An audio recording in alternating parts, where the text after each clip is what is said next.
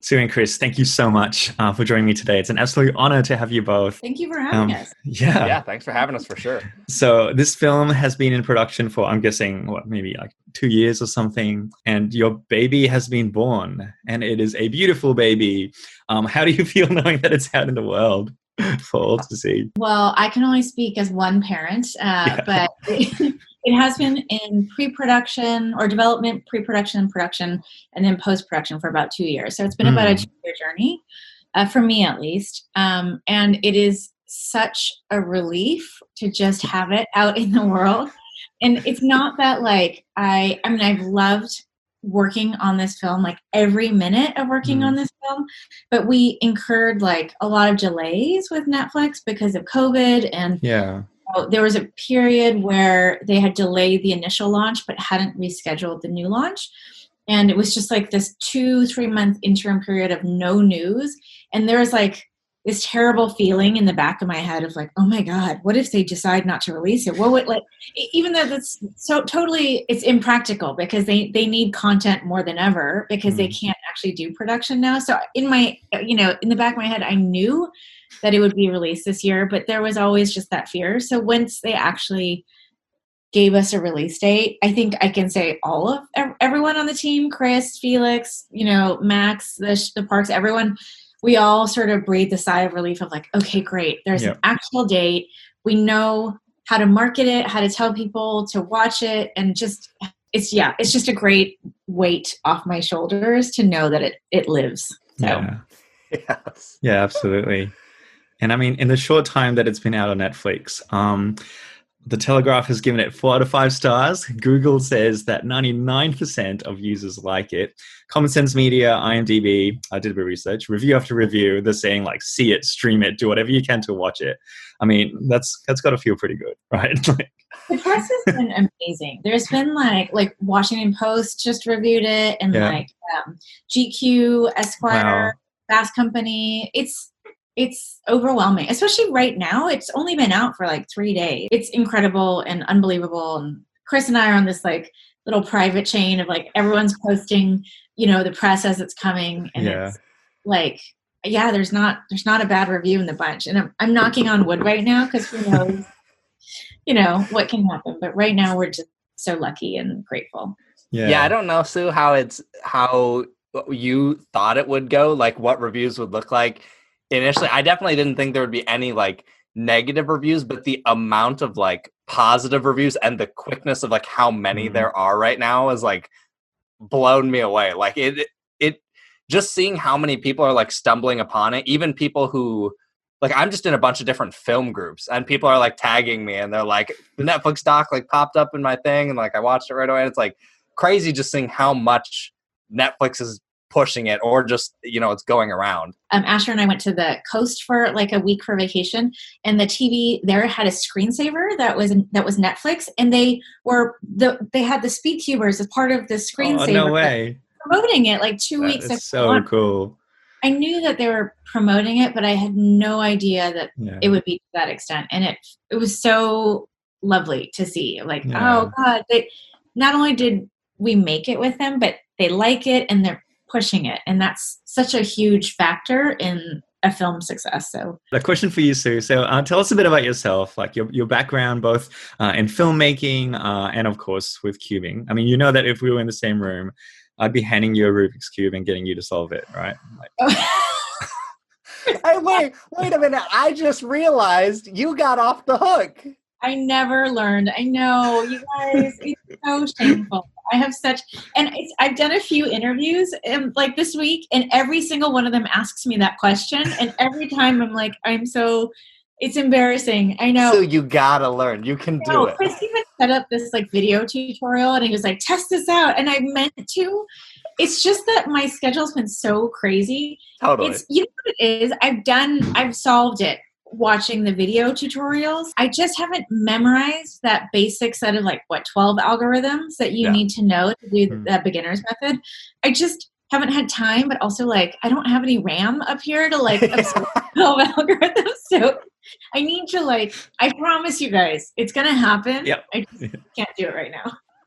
I told her, like, while we were in production, I was like, it is a requirement that everyone who works on this project, by the end of it, needs to know how to solve a cube. I was like, you can't work on the film and not know how to solve a cube. So I totally forgot about that. So long story short, I've been working on the commercial side of film production for like 20 years. So I'm a producer, usually for advertising agencies, making like Nike and Adidas commercials, but I've also worked in-house at like Nike, and now I'm at Facebook working on Facebook commercials. So I have grown up in my adult life on set. Like I've been on hundreds of sets, and this is my world.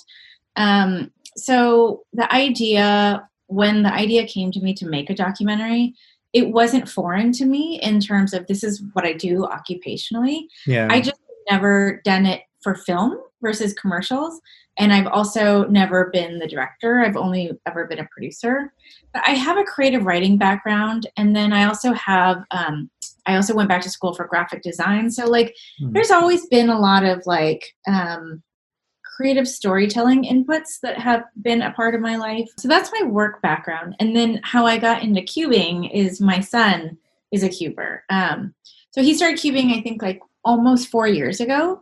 And literally the first time we went to a competition, a local competition, in my head, I was like, within like the first 10 minutes of being there, I thought to myself, surely someone has made a documentary about this insane world. And if they haven't, someone needs to, you know? Yeah. And at that time, I wasn't thinking about that I would do it, but just that like, oh, I have a lot of filmmaker friends. And I was like, oh, I should tell someone to make this story because it's so interesting. And then my son has become a really like consistent cuber. Like we go to competitions probably every month. Well, not in COVID times, but pre-COVID. We would road trip out of state for a competition very regularly. And we are very like close with our area cubers, our Pacific Northwest cubing group. And so we just became super immersed in the world of cubing, and that's kind of how the connection happened. And then it just grew and grew. And then, yeah. And then basically I had already known that I wanted to make a documentary about cubing 2 years ago. I actually quit my job to do it. And I was like, I'm going to focus on this full time. I'm just going to do this.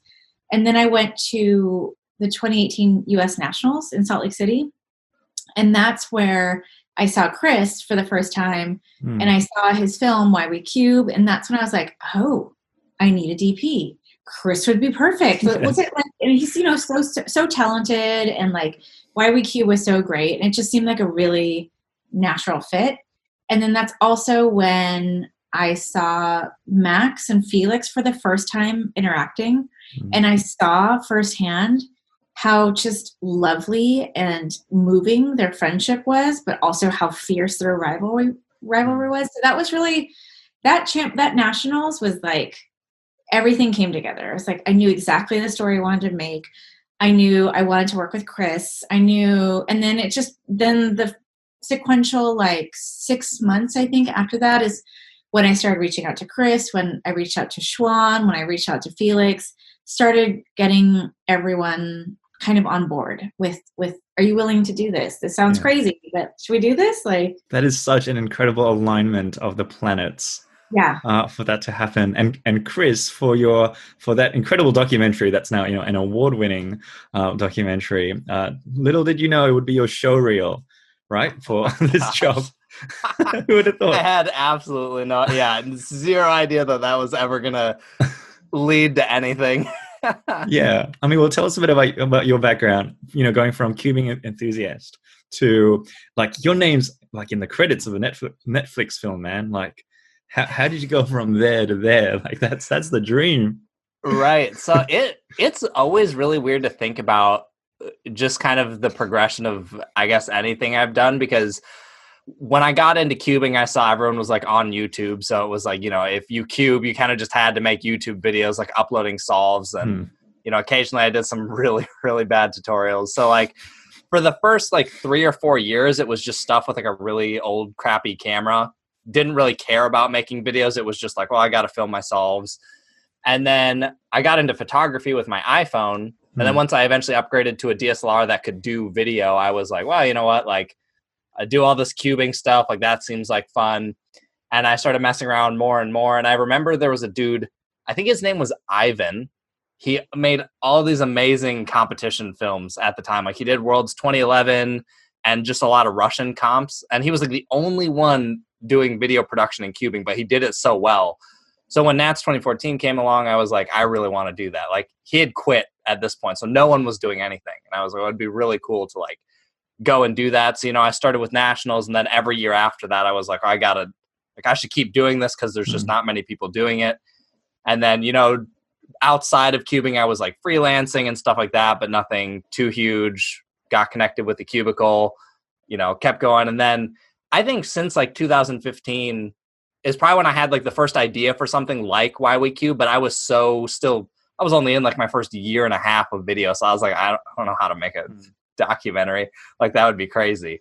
But the idea was always in the back of my mind. And so once like early 2017, I was like, I gotta like just start writing ideas out and see if I could make something.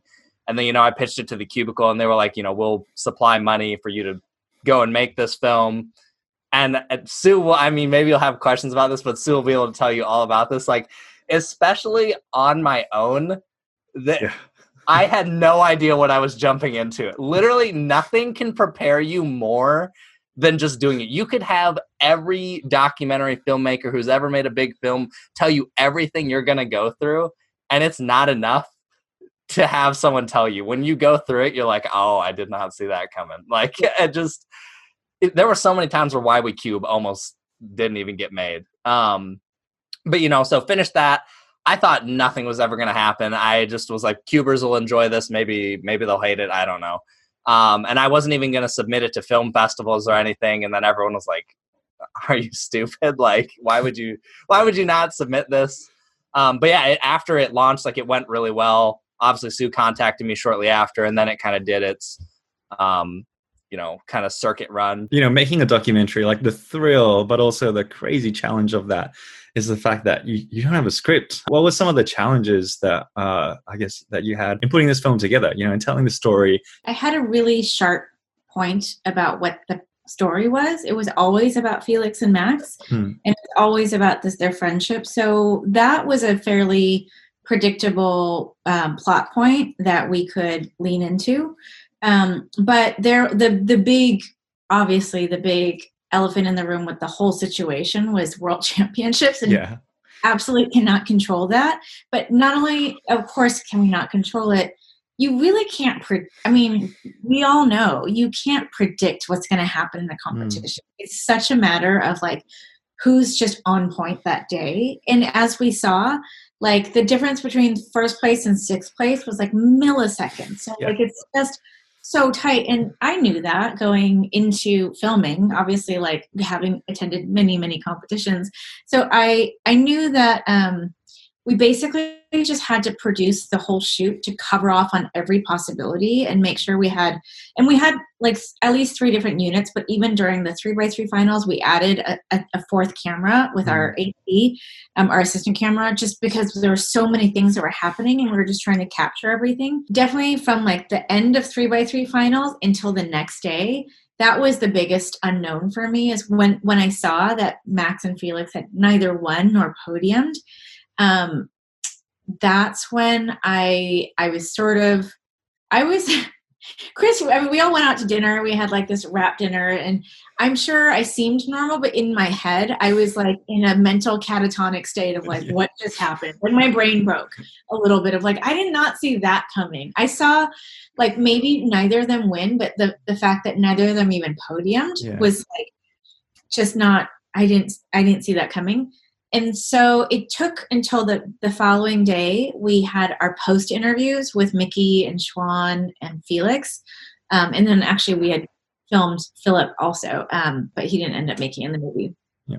But when I interviewed Miki, that's when she literally handed me the ending where she said exactly what you saw, but there was a lot more to it. It was like super emotional. Like her and I were both just sobbing throughout the interview because it'd been such a emotional fever pitch up to that point. But that's when she gave me the ending of like, this is actually the best thing that they could have hoped for, because Max's emotional resilience was amazing, and that's all that they care about for him. Like, really, is that he's like emotionally healthy. But that period was like, yeah, I was like, I don't know what this film is going to be. I have no idea what just happened. Yeah. But everything else, to your point, with documentary filmmaking is unscripted, and you really are just documenting life and verite the way that we shot it, which is literally just we're fly on the wall, and we're not characters in this at all. We're just trying to document what's happening. So a lot of it feels like it's a lot like fishing, where there's just a lot of sitting there and waiting. And I say sitting there, but like it's a lot of Chris filming and sitting there filming, but we're all just waiting. And, things are happening. And in my mind, I'm like, oh, that's a really good quote. Like, let's make sure to pull that out in the edit. Yeah. There's certain things that are happening, but you can't predict what's going to happen. I mean, that's the beauty of documentaries too, is like, if you're in the right place at the right time, you actually capture something that is really lovely or beautiful or shocking, and it's just literally being prepared to be there at the right place at the right time. And how good must it be to have a camera operator who's a cuber himself, right? Like someone with the experience. I think the biggest thing that was really helpful in this, like with a cubing background, is there's just certain things cubers do, or you kind of know they talk about at certain points, or like in around, what they're going to do, or just, in the middle of a solve, like one, I can see what step they're on and I know what the timer's at, and I can be like, okay, this is like clearly going to be a world record, or like they're past world record time. So I kind of know if it's going to be a world record, like where I'm going to have to position, my camera as it's coming up type of thing. So I think stuff like that was really helpful. And I think a big thing too, just since I've spent so much time with the parks, like my primary character to film was Max. Like that's pretty much who I filmed for the whole thing. And there were things just I knew about Max, like that he generally does, that was like, okay, I know after this round, he's going like right over here. He's probably going to say like these types of things. I got to like go be over that for that. Or I just knew when like a good break period would be. But yeah, I mean, a lot of it was really just follow along and wait. Like there was definitely tons of times where I was just kind of standing there like nothing's happening. And then all of a sudden out of nowhere, Max says something and you're like, I'm so glad I was right there. Like one of the best things we had set up was Miki was pretty much always mic'd up, and I had a wireless headset going into my camera and then headphones up to me. So if I was 100 yards away, I could hear them talking, and maybe they're doing nothing. Yeah, no, literally there were times where I'd be in the middle of a conversation, I'd hear them say something and just pick my camera up and just start running, because I was like, this is like way too important to miss. Like this is that felt like a superpower. It's being a fly on the wall with technology. Yeah. Yes. With surveillance technology. Actually, great example. Literally, in the doc where after Max finishes, Miki and him leave the room. Yeah. And I was filming on one of the stages and I heard them. Miki was like, okay, let's leave Max. I had no idea where they were. Like everyone's in the room is freaking out. I lost them. Chris, where's Max? Literally, everyone's like on the inner, like our headsets, and they're like, you got to go find Max. I'm like, I don't know where he is. And like, the range on the mic is only so long, and they started breaking up through the walls. And I was like, I lost. I was like, I don't know where they are. So just sprinting around the different rooms, like, oh my gosh, where are they? And then, found them downstairs. So that was really helpful, because if I didn't have the headset, they just would have been gone and we wouldn't have had that. One thing that really stood out to me was the music and the way that it supported the story. I mean, like modern synth, electronic vibes that capture like the frenetic pace of speed cubing, and then a sudden change to like super tender like moments that really underscore the real emotional beats of the film, especially at the end, when Felix and Miki are just like speaking from the heart. Thank you for noticing that, because the music was so important to me. Like, I actually used to work in the music industry, and I used to run a record label. So like music is like, it was probably like the second most important thing to me in the film, besides like the actually capturing the story. And so early on in the process, I knew that I wanted to work with an artist to score the whole thing. I didn't want to license tracks because I wanted a cohesion in the music. And I knew also that I wanted a very electronic / digital feel to it, because in my mind, whether it's right or wrong, that feels very like organic to the world that we're watching and documenting. Just sort of this like, I wouldn't say scientific, but this kind of like STEM-y sort of mathematical, but also like very intellectual. And so I wanted it to, I definitely was like, no strings, no guitars, none of the usual orchestral score that you get in documentaries. And also with the electronic feel, I wanted it to feel youthful and modern, because everyone in cubing really is so young, and like that's that whole millennial / Generation Z. So I wanted it to fit the demographic age of the culture. Yeah. But it was so important to me that oftentimes with like electronic and digital music, you can lose a lot of emotion. It can feel a little not cold, but synthetic maybe. And so I really wanted to work with someone that could kind of combine the hybrid of the emotionality in the film with the modern, youthful sort of electronic vibe. And so I asked my friend Dan Vidmar, who he has a band, Shy Girls, that's amazing. And it's very like that genre of like very, very contemporary and modern and produced insanely well, and like sort of digitally electronic-y feeling, but it's so emotional. And he's one of those people that can play like every instrument and just like pop things out like, you know, on a whim. So he's been trying to get into film scoring for a while. And so it just was a perfect synthesis of timing of like, oh, you want to get into film scoring? Oh, I need a film scored, and you have the perfect sensibility, and it's really important to me that it's got a vibe, and you have that vibe. So it was like a dream to work with him. And honestly, like most of the time, you know, I'd write a music brief for each scene that I wanted music for, and every time it was like he got it on like the first or second take, which is so rare and so amazing.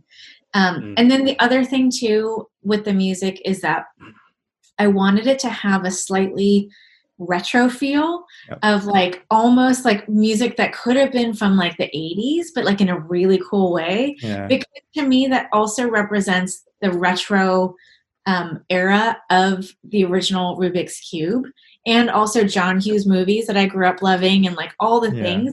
So I just think he nailed it on the score, but especially the ending sequence of music, I really felt he nailed it perfectly with the modern vibe mixed with the retro vibe mixed with emotion. Towards the end of it, I just had this like, I feel like I should watch Stranger Things next, you know? And that's, you know, that's 80s, that's, but it's Netflix too. Totally. And it's that, he nailed it. It was so what I wanted. It was great. Yeah. Anyone that is ever watching this, if you have any music needs, like work with Dan Vidmar, because he's a genius and he's awesome. All right. Well, hey, speaking of behind the scenes, I actually have a little something prepared for you guys. So I have asked a few people in the cubing world and some people who you might know to just record some short messages in response to this film, which I'd like to play to you now. Thank you so much for doing an amazing job creating the Speedcubers film. I just loved how it showed the friendship aspect of cubing in such an emotional and meaningful way. Thank you so much for sharing our hobby in such a wholesome manner and making me feel like I was at World Championships 2019, because I really wanted to be there. Oh, and thank you for making me cry as well. In behalf of our cubing community, we would like to thank you for creating this masterpiece that shows the beautiful side of cubing community. It was absolutely incredible. It was amazing to see a touching cubing story in the mainstream done in such an elegant and meaningful way. I just want to say thanks for creating a truly one-of-a-kind project. Thank you so much for making this amazing documentary about our little world of cubing. You've touched a lot of people with it, and honestly, what could be more special than that? It demonstrated one thing that I think is often missed from the outside looking in. It's not just a group of people trying to solve a cube fast. It's a community, it's a family, and we all really work to help each other. Thank you for showing the world some of the reasons why I love the cubing community. and continue spending my time helping make competitions possible. Thank you so much for that film. It really shows Max and Felix's friendship and how much resilience we need to have. Hi, Sue. Thanks so much for making the Speedcubers documentary. I think it shows how exciting speedcubing can be, as well as how awesome and inclusive the types of people in our community are. Hopefully this video, this documentary, helps bring other people in and we can just keep growing and keep sharing experiences together.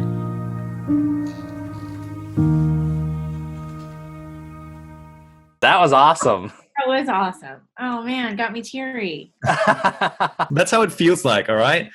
That's a taste of your own medicine. I mean, one really common reaction that people had to this film is that they didn't expect to cry. It's a bit sneaky of you to pull us in with like the cubes and the competition and then just like bring out the onions. Like, what's the deal? I mean, we have it there, and that's kind of how it happened. So it's just sort of like, well, you know, if we're going to cry, you guys have to cry with us. There were a lot of tears in the production of it. I'll say that. So, oh man, happy crying. So. Yeah, those interviews on that last day, there were a lot of lot of emotion flowing in these interviews. Yeah. Sobbing during Miki's interview. I had to go take like a mile-long walk after that just to like shake it off and get like in my headspace for Schwann's interview because I'm like, I can't. Yeah. You know, Max and Felix, these are our heroes. And seeing them, we've seen them at their absolute highest, and we got to see them at a real low, you know, at a real place of vulnerability with them. What was it like for you just knowing that they were so willing to be vulnerable, you know, and open up their stories to you? It like definitely made me feel like uber responsible and uber self-conscious about making sure that I was telling their story right. Yeah. Because they were so vulnerable and because they were so unguarded and allowed us to capture them in those unguarded moments where they were really feeling true mixture of emotions of melancholy, sadness, but like connectivity and love for each other. Like, cause it was a very, especially like, you know, you saw the scenes backstage and like afterwards, after they both lost the Speedway finals, like that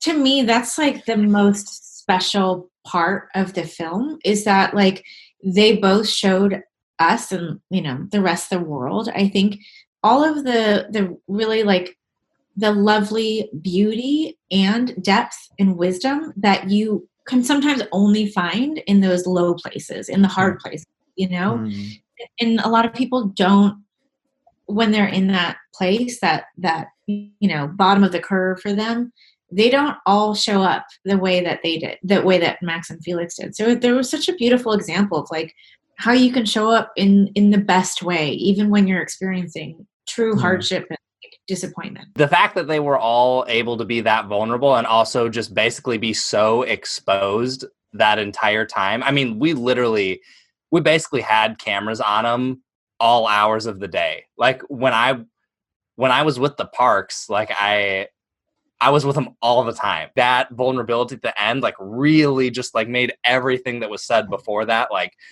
come together perfectly. And I will also say, I think it was so brave of them, you know, like it takes the bravery and courageousness to be your true actual self when you know you're being watched, when you know you're being recorded and you know that this is maybe going to be in people's homes globally someday. Like that's a huge amount of exposure, and a lot of people could have react fearfully or like by withdrawing. And I just think it's like it was so brave and generous of all of them to allow themselves to be seen and captured. I asked my 6-year-old yesterday what he thought of the film, and he said it wasn't just about cubing, was it? It was about being friends.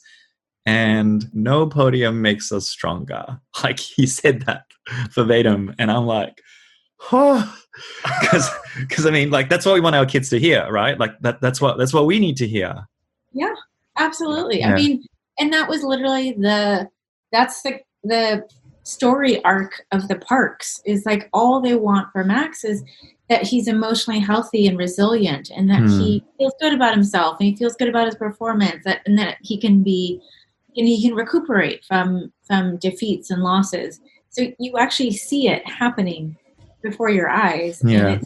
And it's so great. And what I loved is that we were able to capture Max in a similar situation where he wasn't quite able to bounce back. And you saw like what the parks, what they deal with a lot, I think, in their life, but also just like that's why like this world was so meaningful to them. It's like he really made this like cognitive and emotional leap in development. Yeah. So huge for them. And yeah, the podium, no podium makes us stronger. That's like, it's a perfect catchphrase, but that's what he's saying is like, I can bounce back from this. I can be stronger, better, more resilient because of this. Yeah. So, it's very poetic, actually, that line that they said to each other. There's no doubt that this film connects with cubers, but I wanted to say that as a parent, it spoke to me on a much deeper level too. The whole like, no matter what attitude that Miki and Schwann show Max from day one. Like they're my heroes.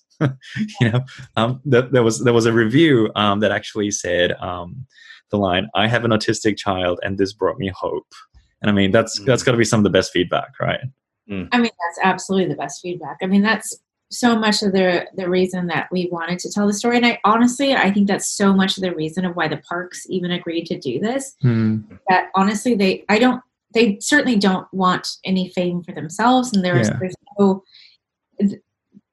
Schwann, Miki, and I had that conversation many times. And every time they were like, we hope that this can provide some sort of point of inspiration for other families, because what they said too is like when Max was younger and he was diagnosed with autism, they would latch on to success stories emotionally as something like that they could hope for Max. And they told me about this one story that there was an autistic swimmer that swam like the English Channel or something crazy, and they read that story and it provided them such hope for like, oh, well, Max can find a thing that can also give him joy and that he's great at, and that like can be a point of joy in his life. And so I honestly think that's the whole reason they agreed to be in this movie, is that exactly like that person reviewed, that they could be some bit of hope for someone else. When you can tell a story that like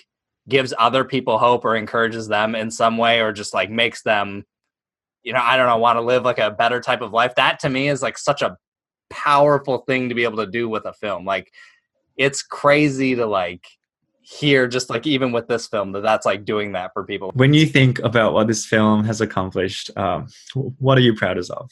The overriding message for parents, for people, for cubers, for humans, just like do better, be better. We can be connected. We can be gracious to each other. We can be kind. We can have empathy. Like there's like Max and Felix are, they couldn't be further apart in terms like geography and like, and they have, they come from different worlds and they're differently abled, and they still found this source of like beautiful friendship and connectivity, even despite the fact that they're actually pitted against each other. Like they're not just people that don't even live near each other. They're literally put in antagonistic, combative, like competition-wise positions, and they can still care about each other and hope for the best for each other, even if it means, that they don't personally get the victory. And I just think that that's like, I just hope people just take a little bit of that and be kinder. If our film could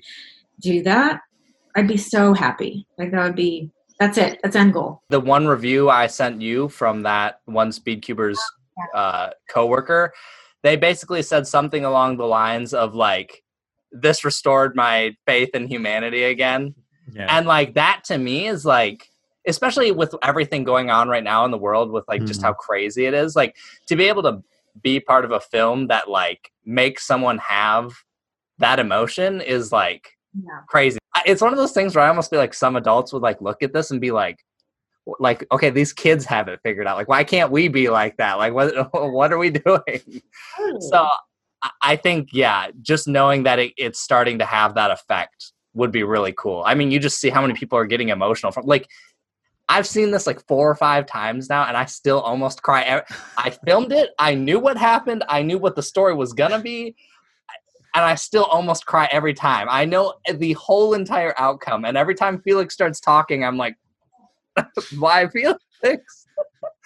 It's like, so I can, when my mom watched it, she started, sobbing, and it's like, I just seeing those powerful reactions is really cool. Even tons of people who know me, who know nothing about cubing and care very little about cubing, were crying. So to have that emotional impact is really cool. You reminded me of a message that someone sent me after watching it, which their quote was basically like, this film made me like humans again, which is, it's cheeky and it's funny, but actually, like, at the heart of it, I'm like, great. Isn't that the point? Shouldn't we all be trying to like each other? Like, let's try to like each other. Like, let's remember we can do this. Like, in the best settings and with the best humans, we can all like each other again. Yeah. So that's my favorite quote so far. Is like, I like humans again. I'm like, great. Were there any scenes or things that had to be cut that you really wanted in there that you thought were funny or just would have been cool? So we edited a feature length. And there's a lot of things we had to cut. I missed the karaoke scene. Like, I know we visually referenced the karaoke, but we actually shot a lot of karaoke, and we had a scene in there originally with it. And it was very, it was so touching. Like, Max and Felix did a duet, and it was just like as heartwarming as you can imagine. And then also, I missed the warm up Sydney. I miss warm up Sydney a lot because we covered that, and that was a good chunk. That was a big scene, and I miss that because we caught such great moments between Max and Miki in that scene. And oh yes, oh man, yeah. It contextually made sense of the Felix crossing the room to sit with Max, and that was like when they were in the green room. They're number 1 and 2 going into the finals, and all the other finalists had left, and so then it's just Felix and Max sitting on opposite ends of the green room, and immediately Felix gets up and crosses to sit next to Max. And Chris is amazing. He was there and he caught it, and he framed. Chris, that framing was so beautiful, going wide with that and then watching. It was such a genius call on your part, but I miss that because we kept the crossing scene, but you don't get the context of like it's them. They're about to face off with each other for the finals, and they're still connecting and so kind, and it's still there. It was actually my favorite shot of the entire film. I think it captures visually just the heart of the entire story. This is Max, who probably would cross over to Felix if he could, right? Like emotionally, but Felix does, and they're together, and it's beautiful. It was kind of like as the room was emptying, I kind of like Felix was mostly on the opposite side the whole time, so I was kind of like, this might happen. So like I stood there for a very long time. I wish you guys could know how long I stood there, because I was like, please, come on, buddy. There was like a big doorway, and I was just like as far back as I could be without them basically knowing I was there. And it was like, when they started crossing over, it's one of those things where there's a million things going through your mind. You're like, am I recording? Am I like in focus? Like, this is the shot. Like, you won't get a do-over of this. Like, oh yeah. Early on, we called it. We're like, that's in the trailer. That shot has got to be in the trailer. And like, it wasn't in the original trailer. And I remember being like, where's that shot? That's the trailer shot. It's like the best shot ever. Warm Up Sydney was definitely a hard one to see not be there, because I think not that it was like necessarily the most important thing ever context-wise, but there were little like nuances that I think you were able to dive a little bit deeper into, and just like you kind of feel a little bit more of a build up, and like, oh my gosh, like Worlds is coming up, and just little interactions. Like Miki and Max had some really good interactions just out on their own, like in the competition room. The music for Warm Up Sydney was like one of my favorite positions, and I couldn't find a different place in the film to use it, so we lost it. But if you loved the music, you would have loved the Warm Up Sydney music, because it was perfect. Yeah, we shot so much stuff. I just started like playing back everything that while I was shooting, I was like, oh, this is a good shot. Like, by the way, Chris, one of your muffled laughs did make it in the film. Do you know what I'm did it? Where was that? I actually didn't. That's unfortunate that I laughed, but no, I love it. I actually only I catch it because I'm like, I know that was Chris, like kind of like controlling a laugh. It was right before Max is about to walk on the world stage. And he's like, he kept saying like sub 6 average. And then he's saying that to like the guys that are just holding the cubes. And then I think he walks out before the flag, like before anyone, the flag person. And I can hear your like little, just like, that's Chris. I know what he's laughing at. That's too funny. What's happening. You'll have to watch it. That's amazing. Yeah, I'm gonna have to look for that because that's really funny. There were definitely a couple times where I was like, "Don't let your laugh ruin the shot." Wait, Sue, have you seen what some of people's favorite line in the whole doc is? Like, everyone laughs at this. Yes, I know exactly what you say, and I had to fight to keep it in because Netflix did not think it was that awesome. It's that you have to buy ketchup, right? Yes. I pulled my goodness. I was like, that is the best, most brilliant line. And of course it comes from Schwann, who's so smart and he's so articulate. And he's just trying to demonstrate like there's all these mundane duties you have as an adult. And of course he hits off on the big ones, like you have to find a partner, you have to pay rent. But then it's like, no, you have to buy ketchup. And that is a real thing. It is so beautiful. Yeah. I want to have a t-shirt with that. You have to buy ketchup. He should get a t-shirt that says, and you have to buy ketchup. I honestly think if that was turned into a shirt, people would buy it. I really think I would people definitely would buy it. that. You can take it one step further and just be like, I could have been a world championship cuber, but I had to buy ketchup. Or like, just make it be like, because the context is like, hey, life gets in the way of your cubing career, which is true. But, you know. Oh my goodness. Great. That was one of those lines that I did not expect to get picked up, but we had like a little family viewing party here. Everyone in the room started laughing right away as soon as they heard it. And I was like, I didn't see that coming. I had so many people text me just that line. And I'm like, oh, I think you're watching it right now. Like, Oh, that's amazing. I love it. When Miki and Schwann were, just going through their memories of Max, it matched up to like the home video footage so well. And I'm just thinking like, how much did you have to troll through like Park Family, your home video footage? Because it was just perfect. It was a gift from the heavens because I talked extensively to Miki and Schwann before we did the interviews on camera, and they had told me some of these stories. So I made sure to like write them down and put them in the questions that I had question list. I had no idea that they had backup like video documentation of these anecdotes that they were saying. So after we filmed, and then I started editing immediately with our editor, that's when Schwann was like, oh, hey, by the way, do you want backup home videos? I'm like, yes, anything you can send me. He was telling me that they had actually taken a lot of videos of Max as part of his autistic therapy. Like, so someone would come and do developmental therapy, and part of the process was to videotape the whole thing. So I thought that was the bulk of the home videos that we would get to pull in. When I opened up the Dropbox and I saw videos of the very things they had told me stories of, it was like one of those like moments where I'm like, oh my God, just struck gold. This is amazing. Yeah. I couldn't believe how well that tent scene lined up. Like Miki knew that story to a T. Yes. Well, and Schwann had told the same story also, identically. So like that clearly was a pivotal, impactful moment for them. But they both told that story from memory exactly as it happened. It was amazing. Also, Sue, you might find this story a little entertaining, but I had like a little conversation with someone on Reddit. You know how our assistant camera was filming like all the finalists like watching Max? Oh, Anthony Salpatrio. Yeah. He picked up the black magic and I'm like, thank God. Yes. Someone thought we staged that.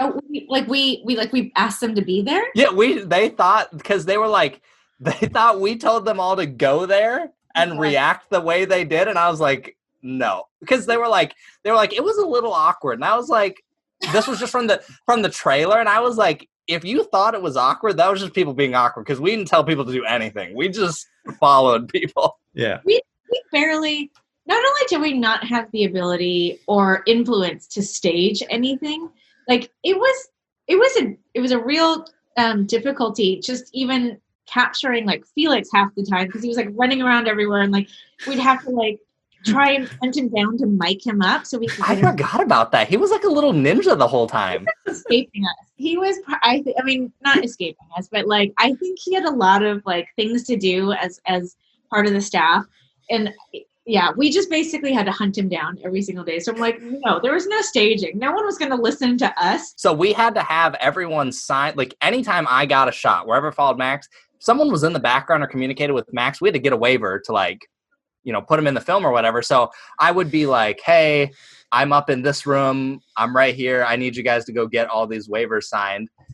And the PAs for a while were having a hard time getting people to sign because some people were like, you're making a documentary. Like, I don't want to sign anything that lets you put me in something.